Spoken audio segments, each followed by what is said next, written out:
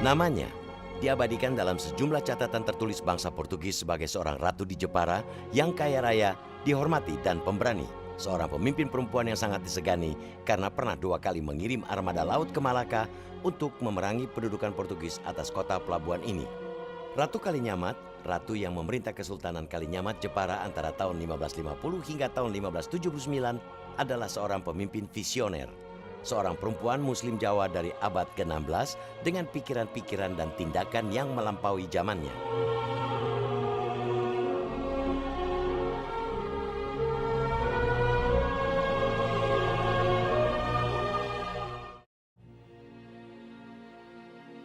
Ini adalah tradisi Baratan, sebuah acara karnaval tahunan yang digelar masyarakat kota kecil Kalinyamatan di Jepara untuk mengenang Ratu Kalinyamat, pemimpin perempuan yang namanya telah menjadi legenda dalam khasanah historiografi masyarakat Jawa.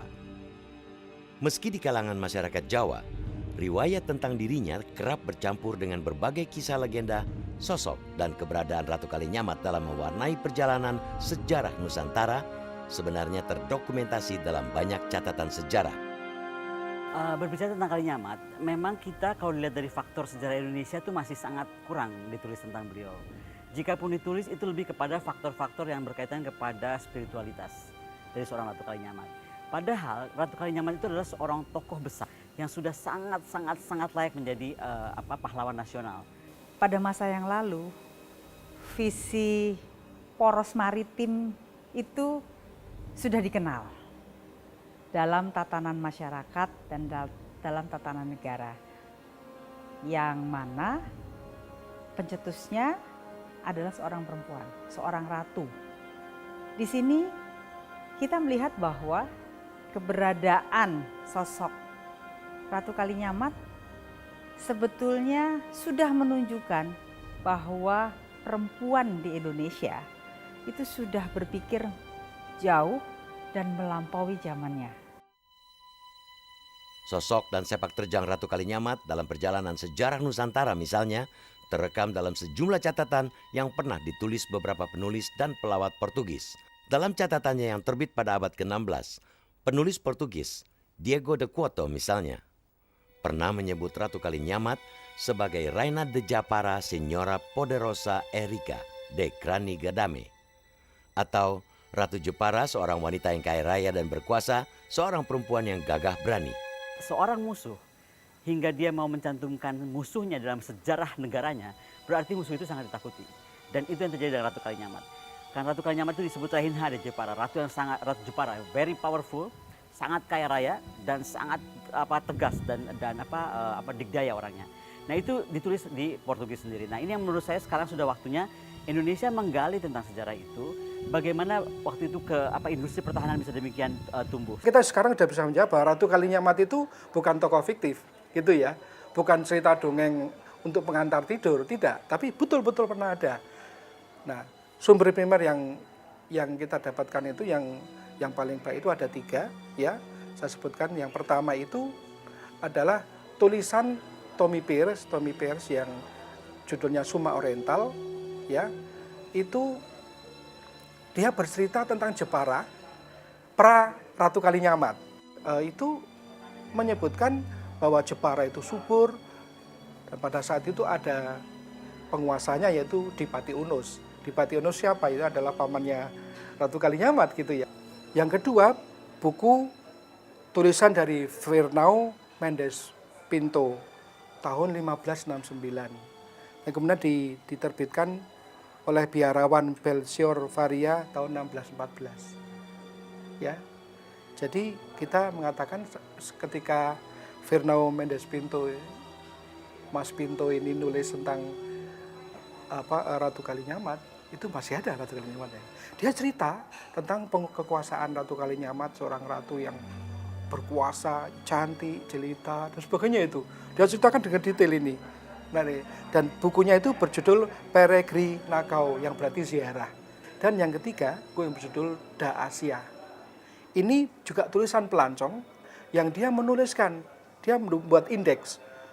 Yang di dalam indeks ini juga menyebut tentang yang kemudian sering kita katakan julukan Raina da Japara. Raina itu ratu, ya, Ratu Jepara. yang dengan kata-kata yang sangat apa istilahnya itu memuji-muji begitu. Itu disebutkan di dalam bukunya Dacia itu. Itu tulisan dari De Coto ya, Fernando de Coto. Ratu Kalinyamat yang terdokumentasi dalam berbagai historiografi Jawa sebagai anak dari Sultan Trenggono, Raja ketiga Kesultanan Demak, lahir dengan nama Retno Kencono. Dalam kitab Babat Jawa, dijelaskan bahwa nama Kalinyamat yang belakangan disandang Retno Kencono semula merupakan nama yang diberikan Sultan Trenggono kepada Pangeran Thoyib atau Pangeran Hadirin, bangsawan asal Aceh yang dinikahkan dengan dirinya. Pangeran Thoyib yang datang ke Jawa untuk menyebarkan agama Islam dianugerahi nama Pangeran Kalinyamat setelah diberi wewenang oleh Sultan Trenggono untuk memerintah daerah Kalinyamat yang terletak di sebelah timur Demak. Dalam banyak catatan sejarah, Ratu Kalinyamat yang sebelumnya bernama Retno Kencono ini memang memiliki daerah kekuasaan. Ada dua versi. Yang pertama mengatakan bahwa Ratu Kalinyamat itu berkuasa lebih dulu di Jepara, mendapatkan kekuasaan di Jepara lebih dulu, baru kemudian menikah dengan Pangeran Hadirin. Tapi ada kisah yang lain yang menyebutkan bahwa Pangeran Hadirin itu kemudian membangun Kadipaten Jepara, setelah itu kemudian menikah dengan Kalinyamat dan kemudian bergabung dengan Demak. Saat dipimpin Pangeran Kalinyamat bersama istrinya, Retno Kencono, kawasan Jepara yang saat itu masih berupa daratan terpisah dari Pulau Jawa dan menjadi bagian dari wilayah kekuasaan Kerajaan Kalinyamat semakin berkembang menjadi kota pelabuhan yang ramai.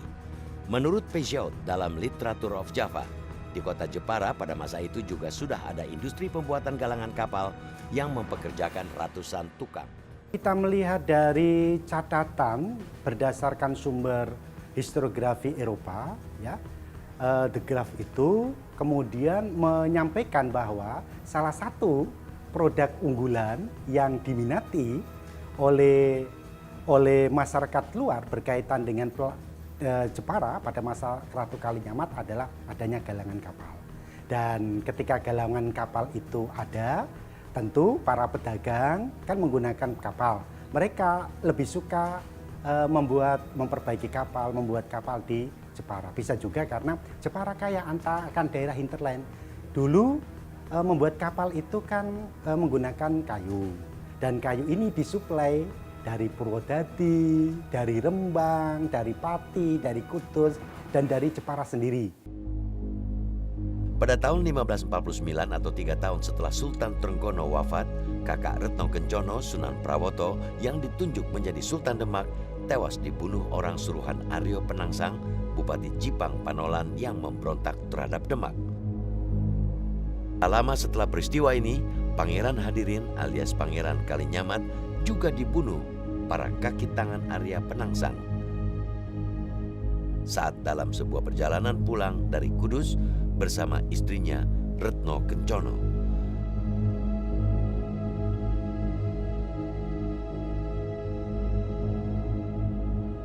Karena peristiwa menyedihkan ini, Retno Kencono mengganti namanya menjadi Ratu Kalinyamat untuk menghormati almarhum suaminya. Ratu Kalinyamat kemudian juga memilih menenangkan diri di Gunung Derajat dan bersumpah akan meninggalkan baju keduniawiannya hingga Arya Penangsang mati.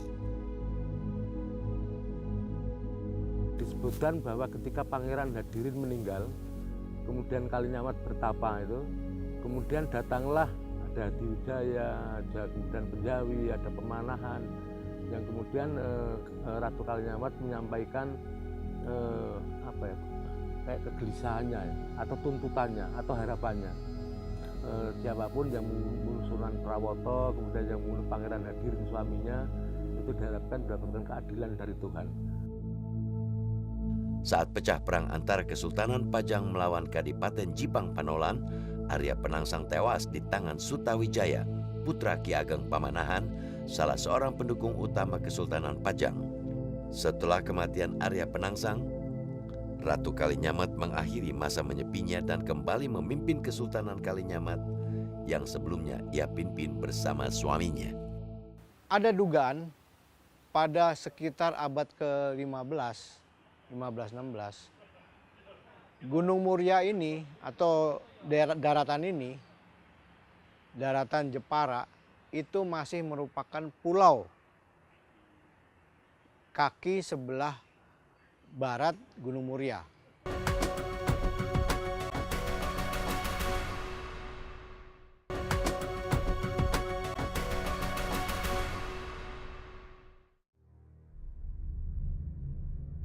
Setelah mengakhiri masa pertapaannya, pada tahun 1550 Ratu Kalinyamat kembali memimpin pemerintahan Kesultanan Kalinyamat. Pada periode kedua kepemimpinan Ratu Kalinyamat ini, Kesultanan Kalinyamat yang sudah tidak lagi menjadi bagian dari Kesultanan Demak makin berkembang dan disegani kerajaan-kerajaan lain. Kota Jepara kala itu juga semakin ramai dan tumbuh menjadi salah satu kota bandar penting dalam jalur perdagangan maritim di Nusantara. Ratu Kalinyamat juga berhasil memperluas pengaruhnya dan menjalin hubungan dengan banyak kerajaan di luar Pulau Jawa. Kalau saya melihat, kalau ditanya kenapa beliau bisa membangun hubungan diplomatik ya, kita sebutnya hubungan diplomatik dan dagang yang demikian kuat, karena memang waktu Jepara menjadi poros dari perdagangan barang-barang yang dari timur Indonesia, ya kan, kemudian dibawa ke barat dan kemudian terus ke arah sama seperti perdagangan spice kita, akhirnya terus mengarah kepada Madagaskar dan sebangsanya. Nah, kemudian kenapa tadi saya bilang mereka bisa menjalin hubungan juga, karena tadi hubungan dagang yang membuka trade, kemudian juga industri kita. Jadi orang banyak pesan kapal ke galangannya di sini. Zaman itu nggak ada di Asia Tenggara yang punya industri galangan sehebat itu.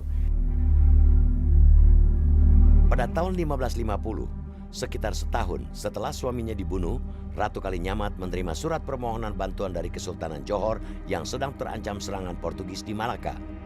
Dalam suasana masih berduka, Ratu Kalinyamat memenuhi permintaan bantuan ini.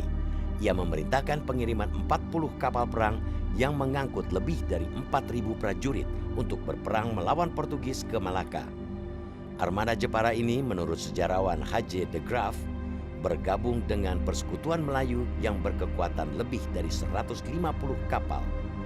Sebuah wilayah ketika meminta bantuan kepada wilayah yang lain, wilayah yang dimintai bantuan pastilah dipandang lebih tinggi, lebih superior daripada yang meminta. Superior itu bisa dipandang dari aspek militer. Jadi dulu kekuatan lebih besarnya kan angkatan laut. Dan pengiriman ya angkatan perang ini tentu ditopang oleh militer yang besar. Selain itu, militer yang besar kalau tidak mempunyai suplai logistik ekonomi tidak mungkin bisa membangun militer yang besar. Sehingga di sini ada kombinasi kepentingan politik, kepentingan ekonomi, dan kepentingan agama. Termasuk juga kepentingan yang mungkin dalam konteks saat ini ditafsirkan itu adalah kepentingan nasionalisme dan patriotisme untuk keindonesiaan pada saat ini. Dalam aspek politik, kepentingan politik kita tahu bahwa keberadaan Portugis, kemudian dia itu juga akan melakukan beberapa ekspansi ke beberapa wilayah, juga akan mengganggu keberadaan dari Jepara dan keberadaan dari pelabuhan-pelabuhan yang ada di pesisir pantai utara Jawa. Dalam perang yang pecah di Selat Malaka, armada gabungan Persekutuan Melayu dan Jepara kalah dengan armada perang Portugis. Sedikitnya 2.000 prajurit Jepara gugur. Meski kalah dalam perang pertama melawan Portugis, nyali Ratu Kalinyamat tidak pernah ciut. Ketika pada tahun 1573 datang permohonan bantuan armada perang dari Kesultanan Aceh, Ratu Kalinyamat kembali mengirim armada laut untuk berperang mengusir Portugis di Malaka. Mungkin beliau mengaplikasikan apa yang disebut interventing factor nih, faktor berhubungan antara ekonomi yang tinggi kemudian harus dilindungi oleh militer atau pertahanan keamanan yang kuat. Atau sebaliknya, malah beliau menunjukkan sekali beliau mampu melindungi dengan pertahanan keamanan sehingga kemudian tadi Maluku semua sangat bergantung kepada Kalinyamat untuk keselamatannya. Aceh saat itu kerajaan besar loh, bisa minta tolong Ratu Kalinyamat. Itu kan artinya beliau seperti sekarang kita minta suaka kepada Amerika kah atau minta Amerika melindungi perairan dunia. Nah, mungkin era waktu itu perairan Nusantara itu memang akhirnya Kalinyamat yang sangat menonjol. Dalam serangan kedua ke Malaka ini jumlah kapal dan prajurit yang dikirim Ratu Kalinyamat jauh lebih besar dari serangan pertama. Menurut catatan Diego de Couto, armada laut Jepara pada tahun 1573 ini berkekuatan 300 kapal dengan dukungan 15.000 prajurit. Namun karena tiba di Malaka setelah armada laut Aceh dipukul mundur Portugis, armada laut Jepara pun terpaksa bertempur sendirian dan bisa dikalahkan armada laut Portugis. Meski deskripsi sejarah tentang sosok dan sepak terjang Ratu Kalinyamat bisa ditemukan dalam banyak data tertulis, namun bukti-bukti arkeologis dari zaman pemerintahannya terbilang sangat minim. Bukti arkeologis bekas kapal dari zaman Ratu Kalinyamat misalnya, hingga saat ini masih belum ditemukan. Jadi saya bisa membayangkan kesulitan penelitian di sini kalau kita menggali ya. Ada dugaan pada sekitar abad ke-15, 15-16, Gunung Muria ini atau daratan ini, daratan Jepara, itu masih merupakan pulau kaki sebelah barat Gunung Muria.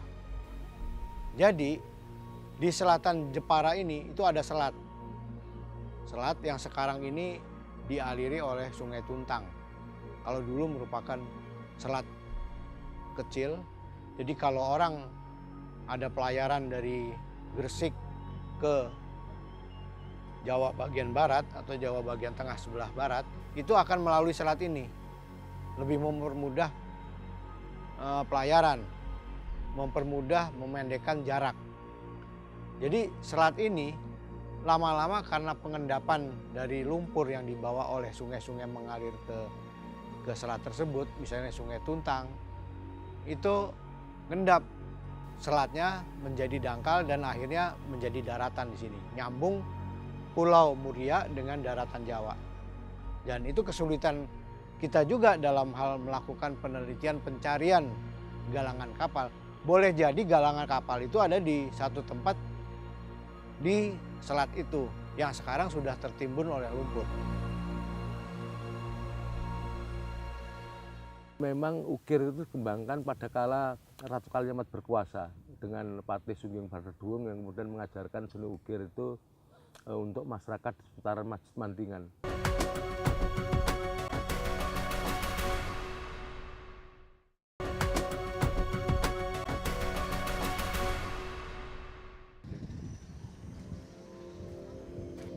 Sebagai sebuah kerajaan maritim yang memiliki pelabuhan yang ramai dan disinggahi banyak pelaut dan pedagang dari berbagai suku bangsa, kota Jepara pada masa pemerintahan Ratu Kalinyamat berkembang menjadi kota yang terbuka. Berbagai pengaruh budaya dari luar Nusantara seperti dari Cina dan Arab diterima dengan tangan terbuka dan kemudian diserap dan dilebur dengan budaya lokal.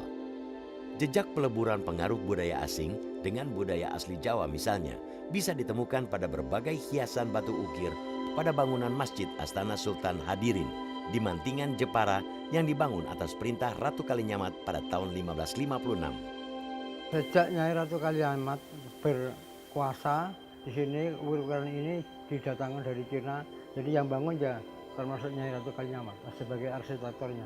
Masjid Mantingan itu kan satu monumen sejarah yang masih terawat dengan baik sampai sekarang. Di sana nampak jelas bahwa ada perpaduan budaya antara budaya-budaya besar. Yang pertama Islam, itu pada bagaimana mengukir dengan versi dan ajaran Islam ya. Sterilisasi, kemudian tidak boleh melukiskan barang benda-benda yang hidup atau hewan-hewan yang hidup. Kemudian yang gapura-gapura makam itu menggunakan Hindu Buddha ya, ada paduraksa dan lain-lain itu. Kemudian Cina nampak pada ornamen-ornamen ukiran yang kemudian nempel dari batu putih di dinding-dinding masjid itu. Dan ini dilakukan dengan baik. Artinya kemudian pada waktu itu pun akulturasi budaya sudah dilakukan dan tidak ada persoalan, tapi justru memperkuat budaya yang ada di Jepara atau di Pulau Jawa waktu itu. Dari aspek makam, ketika kita masuk itu kan ada Gapura Candi Bentar. Jadi penyebaran Islam yang ada di pesisir pantai utara Jawa itu juga terutama di Jepara, kontribusi Sultan Hadirin, kontribusi Ratu Kalinyamat juga sangat besar. Jadi ada perubahan transformasi yang tidak radikal, mengadopsi candi-candi yang menjadi alam pikiran masyarakat pada saat itu. Sehingga dengan demikian bahwa perubahan kultural yang pelan-pelan ini menjadikan Islam menjadi diterima oleh masyarakat Jepara yang saat ini menjadi agama mayoritas yang ada di Jepara. Saya kira itu adalah kontribusi juga dari Ratu Kalinyamat. Sayangnya, selain bangunan Masjid Astana Sultan Hadirin yang terletak dalam satu kompleks dengan makam Sultan Hadirin dan Ratu Kalinyamat, saat ini banyak artefak lain yang diyakini sebagai bukti peninggalan Kesultanan Kalinyamat sudah hilang atau belum ditemukan. Keberadaan Keraton Kesultanan Kalinyamat misalnya belum diteliti secara lebih serius. Sejauh ini, sejumlah pihak meyakini letak Keraton Kesultanan Kalinyamat pada masa lalu terletak di Desa Krian, Kecamatan Kalinyamatan yang berjarak sekitar 20-an kilometer dari pusat kota Jepara sekarang. Keyakinan ini didasarkan pada sejumlah alasan, seperti adanya folklore yang hidup dan berkembang di masyarakat, toponimi atau nama tempat di kawasan Kalinyamatan yang menunjukkan keterkaitan lokasi tersebut dengan keraton, hingga ditemukannya beberapa sisa artefak yang diduga berasal dari zaman Kerajaan Kalinyamat.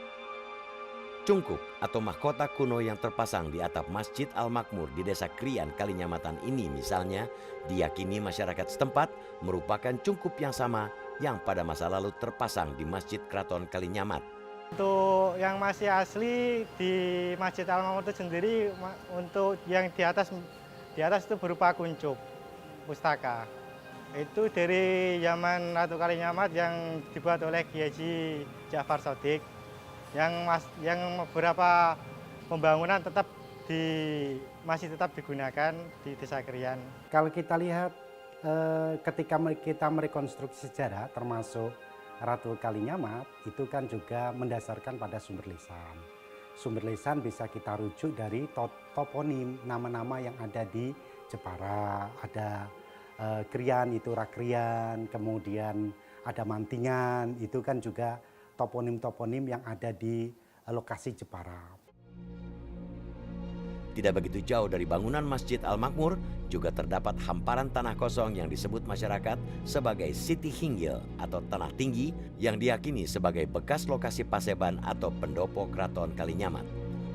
Masih di wilayah Kecamatan Kalinyamatan, tepatnya di Desa Robayan, hingga pada tahun 1900-an di kawasan ini masih bisa dijumpai sejumlah bangunan tembok batu bata kuno panjang yang diduga merupakan bekas tembok baluwarti atau benteng luar yang mengelilingi komplek Keraton Kalinyamat. Dulu itu waktu saya kecil, masih sekolah dasar lah, itu sering bermain di makam sini. Nah, itu pernah ada bangunan seperti tembok itu tua sekali lah. Banyak orang tua sekitar sini itu meyakini bahwa itu adalah tembok batas dari Kerajaan Ratu Kalinyamat sejak dulu. Dulu tinggi dan melebar. Tapi sekarang kemungkinan sudah hilang karena berkembangnya zaman. Pada tahun 1800-an itu masih banyak jejak peninggalan ya, yang di seputaran Krian Robayan sana. Tapi kemudian karena waktu dan memang kita kan kayak menjadi bangsa yang memang tidak setia ya pada sejarah peradaban bangsanya itu. Sehingga peninggalan-peninggalan semacam itu dipandang mungkin tidak penting. Yang memandang tidak penting itu bukan hanya masyarakat, tapi nampaknya pemerintah pun memang kurang memperhatikan peninggalan-peninggalan sejarah dan manfaatnya bagi generasi yang akan datang.